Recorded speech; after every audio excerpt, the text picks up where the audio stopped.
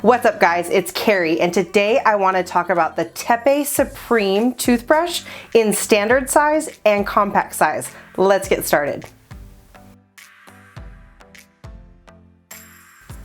What's up guys, it's Carrie with oralhealthcoaching.com and carrieibbenson.com. For those of you who don't know who I am, I'm a dental hygienist by trade, an oral health coach by passion, and I make online videos that help you get better results with the tools and the products that you're using. So let's talk about the Tepe Supreme toothbrush. It is one of my favorite toothbrushes because of the head design and the way that the bristles work.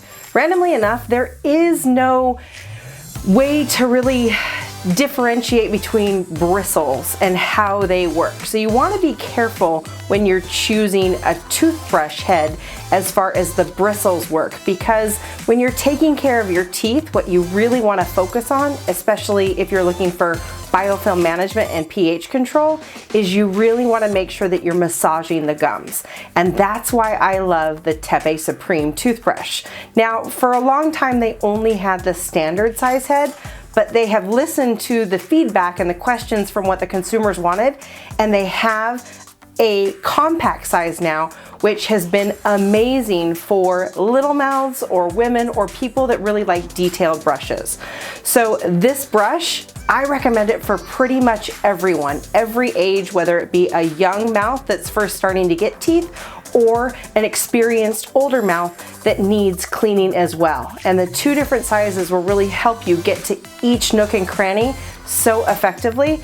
It's like nothing I've ever seen before. And the reason that I support Tepe is because what I have seen it do over the years. So when you're getting into the gum tissue, you want to make sure that you're using a really light handle with the way that you're holding the toothbrush, because again, you want those bristles to do the work.